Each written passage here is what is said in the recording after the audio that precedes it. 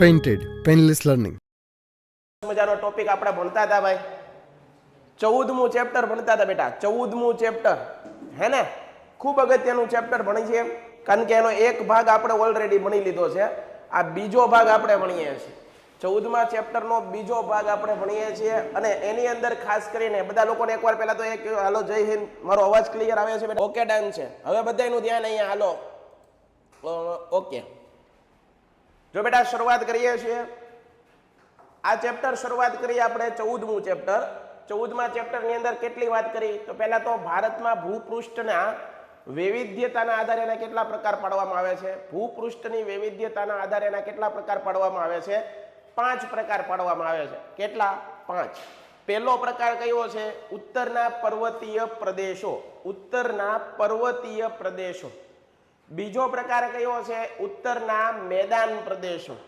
એના પછી દ્વીપકલ્પીય ઉચ્ચ પ્રદેશ ત્રીજો એના પછી તટ અથવા તો દરિયાઈ પ્રદેશ જે તટ અથવા દરિયા કિનારો અને એના પછી કયો છે દ્વીપકલ્પીય ઉચ્ચ પ્રદેશ તટીય સમૂહ અને દ્વીપ સમૂહ બરાબર 5 ભાગો આપણે આ ચેપ્ટરમાં ભણવાના છે એની અંદર શરૂઆત કરી દીધી હતી ઉત્તરના પર્વતીય પ્રદેશો સાહેબ યાદ રાખજો ઉત્તરના પર્વતીય પ્રદેશની અંદર તમે સાહેબ હું ભણાવ્યું હતું તો કે ભાઈ ઉત્તરનો પર્વતીય પ્રદેશ પ્રાકૃતિક સ્વરૂપ છે પશ્ચિમથી પૂર્વમાં ફેલાયેલો છે 2400 કિમીની લંબાઈ ધરાવે છે ચાપ આકારનો પર્વત પર છે એકાકી પર્વત નથી એની અંદર કોઈ એક પર્વત નથી પણ પર્વતોની આખી શું છે શૃંખલા પર્વતોની આખી શું છે હારમાળા છે એક સાથે સળંગ પર્વતો આવેલા છે ઉત્તરનો પર્વતીય પ્રદેશ છે પશ્ચિમની અંદર અફઘાનિસ્તાનથી લઈને ભારત નેપાળ ચીન ભૂટાન ભારત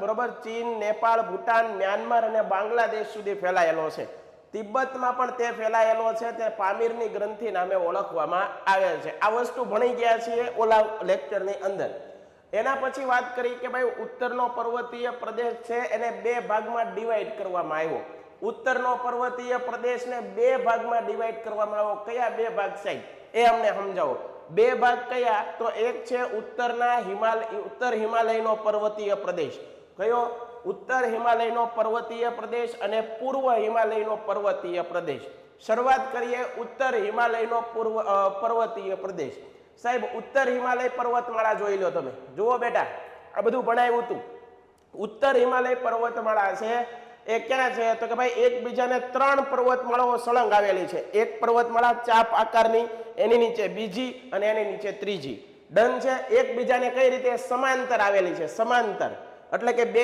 ભેગી થાય નહીં અને આ પર્વતમાળાની અંદર એક સરખા પર્વતો આવેલા છે એમાં ઉપરની પર્વતમાળા છે ઉપરની પર્વતમાળા બરોબર છે એ યાદ રાખજો ઉપરની પર્વતમાળાને કહેવાય છે બૃહદ હિમાલય એના પછીની કહેવાય છે મધ્ય અથવા લઘુ હિમાલય જો બેટા હમણાં તમને એક વસ્તુ કહું છું એના પછીની વચ્ચેની છે ને મધ્ય અને નીચે છે સૌથી નીચેની એને શું કહેવાય બાહ્ય અથવા શિવાલિકની ટેકરી ડન છે તો ઉત્તર હિમાલયની પર્વતમાળા કેટલા ભાગમાં 3 ભાગમાં ઉપરની છે અને બૃહદ હિમાલય એના નીચે મધ્યની નીચે કઈ તો કે ભાઈ મધ્યની નીચે કોણ આવે ભાઈ મધ્યની નીચે કોણ આવે તો કે ભાઈ મધ્યની નીચે આવે છે મધ્યની નીચે કોણ આવે તો કે ભાઈ મધ્યમાં કોણ આવે છે બેટા મધ્યમાં કોણ આવે છે બાહ્ય અથવા શિવાલિકની ટેકરી હવે શરૂઆત કરીએ ઉત્તર હિમાલયની પર્વતમાળા એના પહેલા એક ટોપિક ભણું છું એ સમજાવવું છે મારે સમજી લો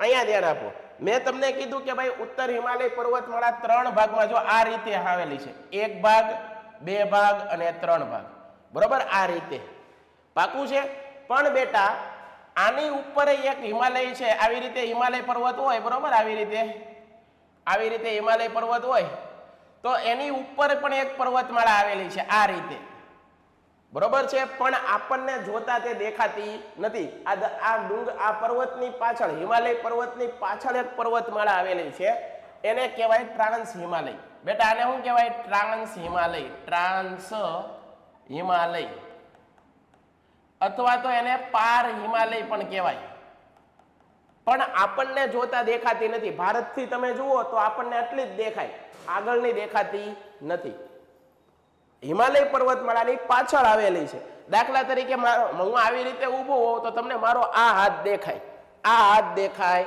નહીં. સમજાય છે? એ રીતે આ છે ક્યાં આવેલી છે? હિમાલય પર્વતની પાછળ. તો આપણને કેટલી દેખાય છે? આનું નામ છે બૃહદ હિમાલય. આનું નામ શું છે? તો સાહેબ આનું નામ મધ્ય હિમાલય અને આનું નામ શું છે? શિવાલિકની ટેકરી. ડન થાય છે? બધાને સમજાય છે? એટલી વસ્તુ ક્લિયર કરો મને સાહેબ. એટલી વસ્તુ ક્લિયર છે? બરોબર છે? પહેલા એકવાર હું પૂછી લઉં કોમેન્ટમાં, પછી આગળ વધીએ. હવે આગળ ભણીએ. બરોબર સમજજો, બરોબર સમજજો. પહેલી પર્વતમાળા કઈ છે? બૃહદ હિમાલય. પહેલી પર્વતમાળા કઈ છે? બૃહદ હિમાલય. સૌથી ઉપરની પર્વતમાળા કઈ છે? બૃહદ હિમાલય. સાહેબ આ બૃહદ હિમાલય અમને યાદ રહેવો તો એના માટે શું કરવાનું? તો મેં કીધું આવી રીતનું બોર્ડ વર્ક કરી નાખવાનું. આવી રીતે બોર્ડ વર્ક કરી અને એક એક પોઈન્ટ લખવાનો. બૃહદ હિમાલયની અંદર પહેલો પોઈન્ટ હું લખશું? આ પર્વતમાળામાં 40 કરતા વધારે શિખરો આવેલા છે. પહેલો પોઈન્ટ, આ પર્વતમાળામાં 40 કરતા વધારે શિખરો આવેલા છે. પછી બીજો પોઈન્ટ, જેની ઊંચાઈ 7000 કરતા વધારે છે.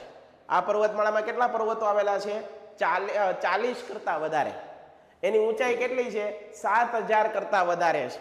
ડન છે? આ પર્વતમાળા પશ્ચિમથી લઈ પૂર્વમાં ફેલાયેલી છે. પશ્ચિમથી લઈ પૂર્વમાં ફેલાયેલી છે. આ પર્વતમાળાની અંદર વિશ્વનું સૌથી ઊંચું પર્વત શિખર, વિશ્વનું સૌથી ઊંચું પર્વત શિખર માઉન્ટ એવરેસ્ટ આવેલું છે. ફરીવાર, આ પર્વતમાળામાં વિશ્વનું સૌથી ઊંચું પર્વત શિખર માઉન્ટ એવરેસ્ટ આવેલું છે. જેની ઊંચાઈ કેટલી છે?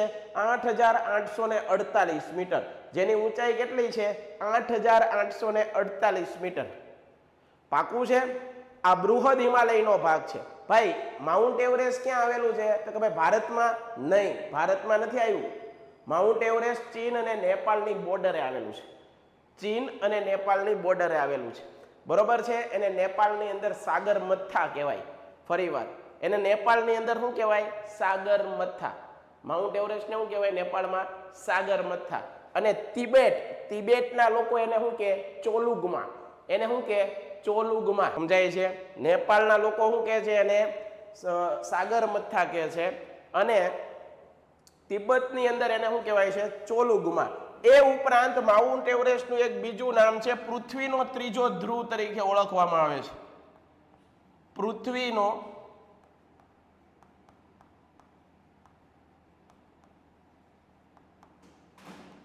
પૃથ્વીનો ત્રીજો ધ્રુવ તરીકે ઓળખવામાં આવે છે માઉન્ટ એવરેસ્ટ. પૃથ્વીનો ત્રીજો ધ્રુવ કોને ઓળખવામાં આવે છે? Mount Everest. ફરીવાર વિશ્વનું સૌથી ઊંચું પર્વત શિખર માઉન્ટ એવરેસ્ટ, જેની ઊંચાઈ કેટલી? 8848 મીટર. ક્યાં આવેલું છે? ચીન નેપાળની બોર્ડરે. બરોબર છે? નેપાળમાં શું કહેવાય છે? એને સાગર મથ્થા. તિબેટમાં શું કહેવાય છે? એને ચોલુગમા. અથવા એનું બીજું નામ શું છે? તો કે ભાઈ એનું બીજું નામ શું છે? તો કે પૃથ્વીનો ત્રીજો ધ્રુવ તરીકે ઓળખવામાં આવે છે માઉન્ટ એવરેસ્ટ. આટલી વાત ક્લિયર? એના પછી તમને પરીક્ષામાં એમ પૂછાય કે માઉન્ટ એવરેસ્ટ છે વિશ્વનું સૌથી ઊંચું પર્વત શિખર છે. સમજાઈ ગયું. પણ એ હિમાલયની કઈ પર્વતમાળાનો ભાગ છે? તો તમારે કહેવાનું સાહેબ માઉન્ટ એવરેસ્ટની ઊંચાઈ 8000 કરતા વધારે છે. અને તમે એમ કીધું કે 7000 કરતા વધારે ઊંચાઈવાળા પર્વતો બધા ક્યાં આવેલા છે? તો કે ભાઈ બૃહદ હિમાલયમાં. ક્યાં આવેલા છે? બૃહદ હિમાલયની અંદર. એના પછી બીજું, ભારતનું સૌથી ઊંચું પર્વત શિખર. ભારતનું સૌથી ઊંચું પર્વત શિખરનું નામ શું છે? Mount ગોડવિન Austen. ભારતનું સૌથી ઊંચું પર્વત શિખર છે એનું નામ શું છે? Mount ગોડવિન Austen. કોણ બનેગા કરોડપતિની અંદર આ પ્રશ્ન પૂછાણો હતો. 1 કરોડ રૂપિયાનો પ્રશ્ન હતો. સામે કોઈક વ્યક્તિ બેઠી હતી ને આ પ્રશ્ન પૂછાણો હતો કે ભાઈ ભારતનું સૌથી ઊંચું પર્વત શિખર કયું? તો સામે જે હોટસીટ ઉપર બેઠો હતો એ ભાઈએ જવાબ એમ કીધો કે માઉન્ટ એવરેસ્ટ. અને ત્યાંથી ભાઈ ઉતરી ગયા. બરોબર છે? ત્યાંથી એ ખોટો પડ્યો જવાબી. કોણ બનેગા કરોડપતિની અંદર આ પ્રશ્ન પૂછાડો તો ભારતનું સૌથી ઊંચું પર્વત શિખર માઉન્ટ એવરેસ્ટ નથી. વિશ્વનું સૌથી ઊંચું પર્વત શિખર માઉન્ટ એવરેસ્ટ. તો સાહેબ ભારતનું કયું? Mount ગોડવિન Austen. માઉન્ટ ગોડવિન ઓસ્ટિન પર્વત એ ભારતનું સૌથી ઊંચું પર્વત શિખર છે. એની ઊંચાઈ 8611. જો એની ઊંચાઈ 7000 કરતા વધારે એટલે એ પણ બૃહદ હિમાલયમાં. પણ બૃહદ હિમાલયની અંદર કારાકોરમ નારી આ પણ પ્રશ્ન પૂછાણો તો કોણ બનેગા કરોડપતિની અંદર કે ભાઈ માઉન્ટ ગોડવિન ઓસ્ટિન કઈ પર્વતમાળાનો ભાગ છે? તો કે ભાઈ બૃહદ હિમાલય અને એની કારાકોરમ પર્વતમાળા. કઈ પર્વતમાળા? કારાકોરમ. બરોબર છે? તો આવા પ્રશ્ન પૂછાતા હોય છે. આપણે પ્રાથમિકની અંદર, માધ્યમિકની અંદર આપણે ટેક્સ્ટ બુક હરખી વાંચતા નથી અને એના કારણે આપણને અઘરું પડતું હોય. બાકી જેનો પાયો મજબૂત હોય ને ભાઈ, એને આવા કોઈ પણ અઘરા પ્રશ્ન આવે બધા આમાંથી જ પૂછતા હોય, આપણી ટેક્સ્ટ બુકમાંથી જ પૂછાતા હોય. તો ભારતનું સૌથી ઊંચું પર્વત શિખર કયું છે? Mount ગોડવિન Austen. એનું બીજું નામ છે K2 પર્વત શિખર. હવે આ પર્વતમાળાની અંદર જ તે કૈલાસ માનસરોવર આવેલું છે, ચીન ખાતે આવેલું છે. ક્યાં આવેલું છે? ચીન ખાતે કૈલાસ માનસરોવર. માઉન્ટ એવરેસ્ટ અહીંયા આવેલું છે, માઉન્ટ ગોડવિન ઓસ્ટિન અહીંયા આવેલું છે. એના ઉપરાંત બીજા પણ ઊંચા પર્વત શિખરો આવેલા છે. કયા બીજા ઊંચા પર્વત શિખરો આવેલા છે? જુઓ, જેલાપલા નામ છે ભાઈ, આ મેં નામ નથી પાડ્યા, બરોબર? જેલાપલા, નાથુલા, શિપકીલા, આ બધા ઊંચા ટેકરીઓ છે ત્યાં. એ ઉપરાંત કાચનજંગા, એની ઊંચાઈ જોઈ લો, બધાની ઊંચાઈ 7000 કરતા વધારે હશે. 8500 ને કેટલા મીટર? 98 મીટર, એટલે કે 7000 કરતા વધારે. બૃહદ હિમાલય. મકાલુ, આ મકાલુની ઊંચાઈ કેટલી છે? 8481 મીટર, એ પણ 7000 મીટર કરતા વધારે, એટલે બૃહદ હિમાલય. ધવલગીરી, એની ઊંચાઈ 8198 મીટર, બરોબર? એનો મતલબ એ પણ 7000 કરતા વધારે, એટલે બૃહદ હિમાલય. અને અન્નપૂર્ણા 8070 મીટર. ડન થાય છે? પાક્કું થાય છે? યાદ રહી ગયું? હવે એકવાર પૂછી લઈએ આપણે, એકવાર વિદ્યાર્થીઓને પૂછી લઈએ ભાઈ, આ સમજાઈ ગયું બધાને? હાલો એકવાર ઝડપથી. ડન છે બધાને? દર્શિલભાઈ શું પૂછે છે? દર્શિલભાઈ મને કોમેન્ટમાં લખતો. ઘોઘારી દર્શિલ, જે કાંઈ તારો પ્રશ્ન હોય મને કોમેન્ટમાં લખી દે બેટા. Sorry sir for late. Okay, કાંઈ વાંધો નહીં ભાઈ, કાંઈ વાંધો નહીં, મસ્ત સમજાય. દેવાંશીબેન કહે છે very good, very good, very good sir, હું મોડો આવ્યો. કાંઈ વાંધો નહીં ભાઈ દર્શિલભાઈ, આ બરોબર છે, સમજાઈ જશે. આપણે કાલ પાછું રિવિઝન કરાવશું. હાલો ડન છે સર. આની પહેલાનો સ્ક્રીનશોટ, આ સ્ક્રીનશોટ હમણાં પાડવા દો, પહેલાં મને ભણાવી લેવાય છે બેટા. થોડુંક ભણાવી લો ને પછી સ્ક્રીનશોટ પડાવી લો. ચાલો, આ સમજાઈ ગયું બધાને? ઓકે, હાલો હવે આગળ વધીએ પાછા. ઓકે ઓકે ઓકે, હાલો સરસ. તો બૃહદ હિમાલય ભણ્યા સાહેબ. બૃહદ હિમાલય છે ને, અમને લાકડા જેવી પાકી થઈ ગઈ, એકદમ પાકી કરી નાખી સાહેબ, બધું આવડી ગયું. બૃહદ હિમાલય અમને એકદમ આવ્યું. હાલો આની પહેલા સ્ક્રીનશોટ પાડી લો, બરાબર? વિદ્યાર્થીઓ એમ કહે છે સ્ક્રીનશોટ પાડવા ગયો. હાલો આની બાકી છે, ઉભા રહ્યો. હાલો પાડી લો, તો આનો સ્ક્રીનશોટ પાડી લો દીકરાઓ. બધાનો સ્ક્રીનશોટ પાડતા જઈએ યાર, એટલે બાકી નો રહે. હાલો પાડી લો આનો સ્ક્રીનશોટ. આનો એકવાર સ્ક્રીનશોટ પાડી લો, ઝડપથી સ્ક્રીનશોટ પાડી લેજો ભાઈ. જે લોકોને સ્ક્રીનશોટ બાકી હોય એ પાડી લેજો અને પછી શાંતિથી સમજતા તમારી બુકની અંદર લખજો, બરોબર? લખવું તો પડશે ભાઈ, લખ્યા વિના યાદ નથી રહેવાનું. તમને ખબર છે કે તમારા સાહેબે લખે, જો આ બધું લખેલું છે, આ કોઈ પ્રિન્ટ નથી કઢાવેલી, આ મેં જ લખેલું છે. તમારે લખવું પડશે, લખશો તો યાદ રહેશે. કારણ કે લખતી વખતે છે ને આપણું મગજ બીજે, જો ભાઈ વાંચીએ ને તો ઘણી વાર સપના આવે, બરોબર? વાંચતી વખતે તમને બીજાના વિચારે આવે, પણ લખો ને ત્યારે તમારું ધ્યાન એમાં જ રહે, બરોબર છે? એટલે ધ્યાન આ યાદ રાખજો. ચાલો એના પછીનો સ્ક્રીનશોટ પાડી લો. આનો એકવાર સ્ક્રીનશોટ પાડી લો ઝડપથી બેટા, ઝડપથી પાડો. પેન્ટેડ એપ્લિકેશન ધોરણ 6 થી 12ના વિદ્યાર્થીઓ માટે અપડેટ થઈ ચૂકી છે. આ એપ્લિકેશનમાં શું છે?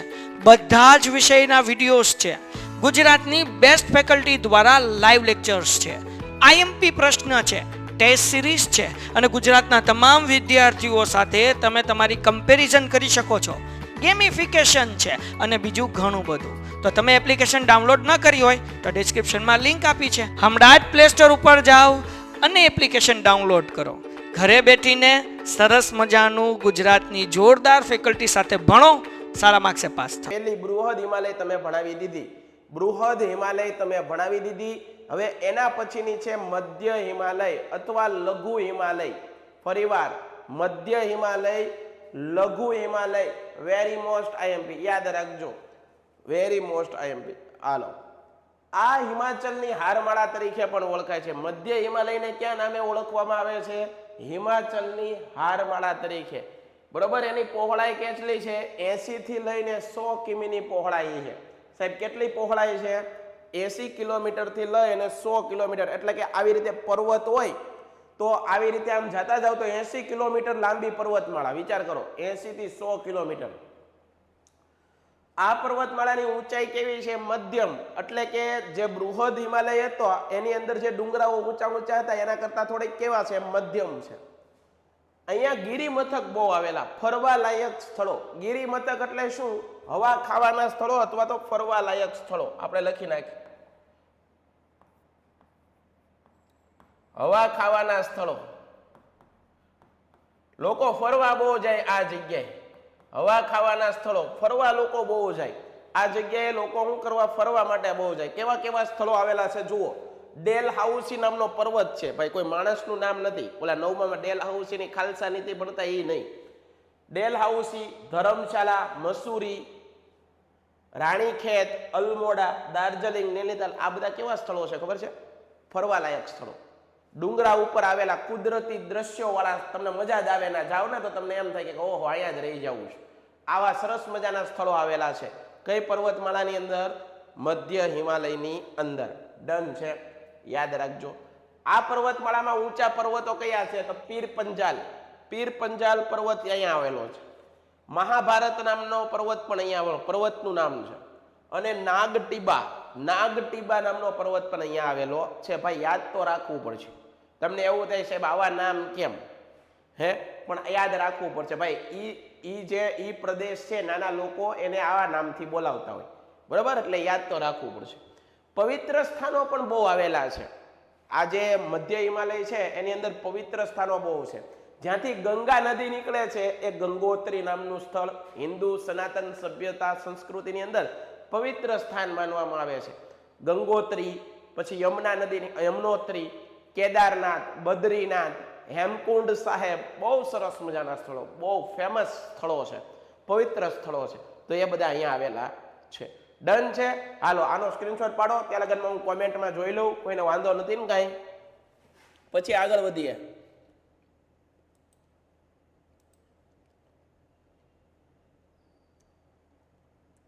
ડન છે? ડન છે બધાને?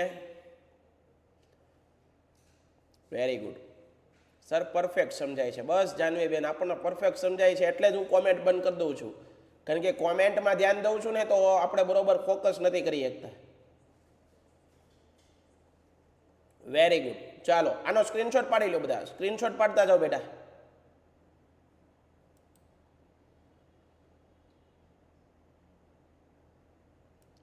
ચાલો આગળ વધીએ. આનો સ્ક્રીનશોટ પાડી લેજો દીકરાઓ ઝડપથી. એના પછી આગળ જોઈએ. એના પછીની જે છેલ્લા નંબરની પર્વતમાળા છે એ કઈ છે? બાહ્ય હિમાલય.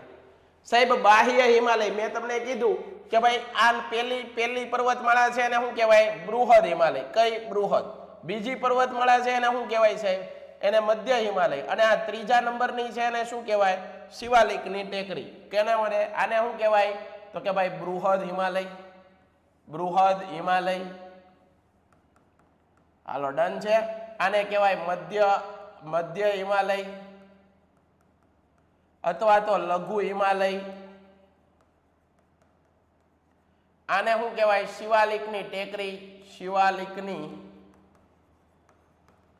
ટેકરી. ડન છે? આટલું યાદ રાખજો. હાલો ઝડપથી આગળ વધીએ. તો કે ભાઈ શિવાલિકની ટેકરી છે તો એ ક્યાં આવેલી છે? તો કે ભાઈ મધ્ય હિમાલયની દક્ષિણમાં. મધ્ય હિમાલય છે એની દક્ષિણમાં કઈ ટેકરી આવેલી છે? શિવાલિકની ટેકરી. એને બાહ્ય હિમાલય તરીકે પણ ઓળખાય છે. જેની પહોળાઈ 10 થી 15 કિલોમીટર છે. 10 થી 15 કિલોમીટર પહોળાઈ ધરાવે છે. ઊંચાઈ કેટલી છે? 100 મીટર. કેટલી? 100 મીટર છે ઊંચાઈ. હવે આ શિવાલિકની ટેકરી છે, બાહ્ય હિમાલય છે. મોસ્ટ આઈએમપી વ્યાખ્યા છે દૂન. આ પરીક્ષામાં બહુ પૂછાય. દૂન એટલે શું સાહેબ? સાહેબ અમને સમજાવવા દૂન એટલે શું? હાલો સમજાવી દઉં. તો એમાં વ્યાખ્યામાં એવું લખવાનું કે શિવાલિકની ટેકરી અથવા બાહ્ય હિમાલય છે એ રેતી, માટી, કપચી, પથ્થરોથી ઢંકાયેલી છે. જો તમને એવી રીતે નહીં સમજાય, હું તમને સમજાવું. બરોબર સમજો દીકરાઓ. જો આ રીતે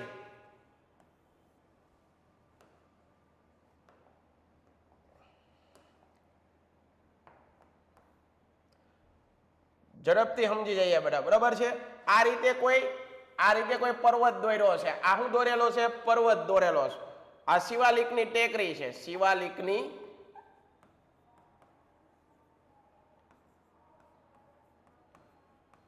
હવે એ શિવાલિકની ટેકરી છે એ રેતી માટી અને જાડા કાપથી ઢકાયેલી છે. રેતી માટી અને જાડા કાપથી શું છે? ઢકાયેલી છે.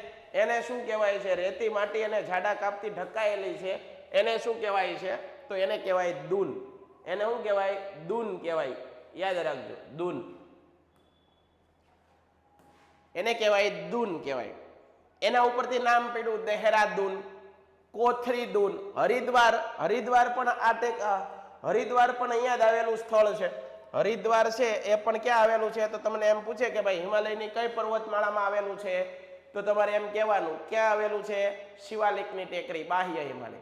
તમને એમ પૂછાય કે ભાઈ દેહરાદૂન ક્યાં આવેલું છે, તો તમારે કહેવાનું બાહ્ય હિમાલય. તમને કોઈ કેવું પૂછે કે કોથરીદૂન ક્યાં આવેલું છે, તો એ ક્યાં આવેલું છે? બાહ્ય અથવા શિવાલિકની ટેકરી. ડન છે ભાઈ, આવડી જશે. તો અહીંયા આપણે ઉત્તર હિમાલય પર્વતમાળાના જે 3 ભાગ પાડ્યા હતા, એક બૃહદ હિમાલય, એક મધ્ય હિમાલય અને એક શિવાલિકની ટેકરી, બરોબર છે? આ વસ્તુ એ આપણે ભણી લીધો. એના પછીનું પૂર્વ હિમાલય. હવે કોણ આવે છે? પૂર્વ હિમાલય. હિમાલયનો પૂર્વ ભાગ એને કહેવાય પૂર્વ હિમાલય. સમજાય છે ને ભાઈ? પૂર્વ હિમાલય. હાલો પૂર્વ હિમાલયમાં જોઈ લઈએ. હિમાલય પર્વત શ્રેણીના પૂર્વ ભાગની અંદર, એટલે કે આ રીતે, આ દાખલા તરીકે આ ઉપરનો ભાગ છે હિમાલય પર્વતમાળા, એની પૂર્વનો ભાગ કયો છે? આ ભાગ. તો આ ભાગ પૂર્વનો ભાગ છે એને શું કહેવાય? પૂર્વ હિમાલય કહેવાય, બરોબર છે? આ પર્વતમાળા છે એમાં અગત્યની ટેકરીઓ જેવી કે પતકાઈ, આનું નામ છે પતકાઈ ટેકરી અહીંયા આવેલી છે. નાગાલેન્ડમાં નાગા ટેકરીઓ આવેલી છે. મિઝોરમમાં મિઝો ટેકરીઓ આવેલી છે. મેઘાલયની અંદર ગારો, ખાસી અને જૈંતિયાની ટેકરી આવેલી છે, બરોબર? ફરીવાર, હિમાલયનો પૂર્વનો ભાગ એટલે કે પૂર્વ હિમાલય. હિમાલયનો પૂર્વનો ભાગ એટલે પૂર્વ હિમાલય. આ પર્વતમાળામાં શું આવેલું છે? તો કે ભાઈ પતકાઈની ટેકરીઓ આવેલી છે. પતકાઈની ટેકરીઓ આવેલી છે. નાગાલેન્ડની અંદર નાગાની ટેકરીઓ આવેલી છે. મિઝોરમની અંદર મિઝો ટેકરીઓ આવેલી છે. મેઘાલયમાં 3 પર્વત આવેલા છે, ગારો, ખાસી અને જૈંતિયા. પૂર્વ હિમાલયની ટેકરીઓમાં વરસાદનું પ્રમાણ વધારે છે. તમે અરુણાચલ પ્રદેશ જોઈ લો, અસમ જોઈ લો, આ બધા પૂર્વ ભાગમાં આવેલા છે. ભારતના નકશામાં જુઓ ને તો પૂર્વ ભાગમાં આવેલા છે. મિઝોરમ છે, મેઘાલય છે, આ બધા પૂર્વ ભાગમાં. અને ત્યાં તમે જાઓ ને તો નેચર વધારે જોવા મળે, કુદરતી વાતાવરણ જોરદાર. ત્યાં રોડ રસ્તાઓ ઓછા છે, માનવ વસ્તી ઓછી છે, જંગલોનું પ્રમાણ બહુ છે, વરસાદ બહુ પડે છે. તો આના કારણે રળિયામણા સ્થળો, કુદરતી સ્થળો બહુ છે સારા, બરોબર છે? પૂર્વ હિમાલયમાં વરસાદનું પ્રમાણ વધુ જોવા મળે છે. અહીં અત્યંત ગીચ અને ઘનઘોર જંગલ આવેલા છે. કેવા જંગલો આવેલા છે? ઘનઘોર જંગલો. વરસાદ પડતા હોય એટલે જંગલ તો આવવાના. અહીં જંગલોનું પ્રમાણ વધુ હોવાથી ત્યાં સડક માર્ગ, રેલ માર્ગનું પ્રમાણ ઓછું જોવા મળે છે. કેવું જોવા મળે છે? ઓછું જોવા મળે. હવે આનો એકવાર સ્ક્રીનશોટ પાડી લો, ત્યાં લગનમાં હું કોમેન્ટમાં જોઈ. આ વાત કરીએ આપણે પૂર્વ હિમાલય. એનો મતલબ એમ કે સાહેબ તમે હિમાલયનો પર્વતીય ભાગ આખો પૂરો થઈ ગયો. હિમાલયની અંદર ઉત્તર હિમાલયના પર્વતીય ભાગમાં 2 ભાગ પાડ્યા હતા. એક પાડ્યું હતું ઉત્તર હિમાલયના પર્વતો, એના પાછા 3 ભાગ, બૃહદ, મધ્ય અને શિવાલિકની ટેકરી. એના પછી પૂર્વ હિમાલયની અંદર ભણ્યા તો કે પૂર્વ હિમાલય પૂરું, એટલે હિમાલયનો ઉત્તરનો પર્વતીય પ્રદેશ પૂરો. હવે મેદાની પ્રદેશ જોવાનો. હવે શું જોવાનું સાહેબ? મેદાની પ્રદેશ જોવાનો છે. ચાલો તો દીકરાઓ મેદાની પ્રદેશ ઉપર વહી આવ્યા. તો કે ભાઈ જો મેદાની પ્રદેશ બરોબર જોજો. મેદાની પ્રદેશ આખો સ્ક્રીન ઉપર, પહેલા તો એકવાર ઓલા સ્ક્રીનશોટ પાડવાનો હતો ને, પાડી લો આગળનો. હાલો પાડી લો, આનો પાડી લો ઝડપથી બેટા સ્ક્રીનશોટ.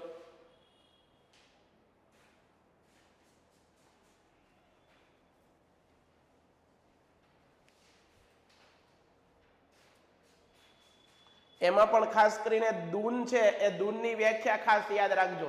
આ પરીક્ષા માટે મોસ્ટ આઈએમપી છે. ચાલો આગળ વધીએ. મેદાની પ્રદેશ, બીજો ભાગ ભૂપૃષ્ઠનો મેદાની પ્રદેશ.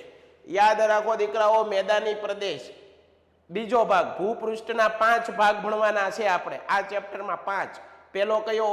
ઉત્તરનો પર્વતીય પ્રદેશ. એના પછી બીજો કયો? ઉત્તરનો મેદાની પ્રદેશ. એના પછી કયો? દ્વીપકલ્પીય ઉચ્ચ પ્રદેશ. એના પછી કયો? દરિયાઈ પ્રદેશ અથવા તટીય પ્રદેશ. અને પછીનો દ્વીપ સમૂહ. બરોબર, આટલી વસ્તુ ભણવાની. એમાં બીજો ટોપિક આવી ગયા છીએ આપણે મેદાનો. સાહેબ મેદાનો વિશે વાત કરીએ. ચાલો, આ મેદાનો ક્યાં આવેલા છે? તો કે ભાઈ ઉત્તરના પર્વતીય પ્રદેશ અને દક્ષિણના ઉચ્ચ પ્રદેશ વચ્ચે. હું સમજાવું બેટા, હું સમજાવું. ચાલો સાહેબ કેવી રીતે સમજાવશો, ક્યાં સમજાવશો? આમાં જગ્યા જ નથી. કાંઈ વાંધો નહીં, જગ્યા ન હોય કાંઈ નહીં, આપણે અલગ આખો દેશ જ બનાવી નાખીએ. આ રીતનો કંઈક આપણો ભારત છે, સમજો. આ આપણો ભારત દેશ છે. હવે અહીંયા શું આવેલું છે? આ તમને મેં 3 પર્વતમાળા બનાવી દીધી. આ પર્વતમાળા શું હતી? તો કે ભાઈ સાહેબ હિમાલય. આ પર્વતમાળા છે તો કે ભાઈ ઉત્તરનો પર્વતીય પ્રદેશ. ઉત્તરનો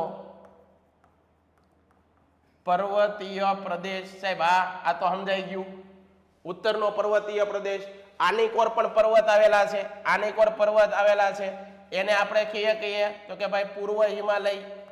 પૂર્વ હિમાલય, બરોબર. જોજો ભાઈ, પૂર્વ હિમાલય, બરોબર છે. આ પહેલા નંબરનું હતું બૃહદ હિમાલય, મધ્ય હિમાલય, શિવાલિકની ટેકરી. આ ઊંધા ત્રિકોણ જેવો આકાર છે, આ ઊંધા ત્રિકોણ જેવો આકાર. આને કહેવાય દ્વીપકલ્પીય ઉચ્ચ પ્રદેશ. સાહેબ આને શું કહેવાય? દ્વીપકલ્પીય, દ્વીપકલ્પીય ઉચ્ચ પ્રદેશ. હાલો, દ્વીપકલ્પીય ઉચ્ચ પ્રદેશ. અને અહીંયા જે આ ભાગ છે શું કહેવાય? અહીંયા દરિયાકાંઠો છે તો આને કહેવાય દરિયો, દરિયાઈ પ્રદેશ.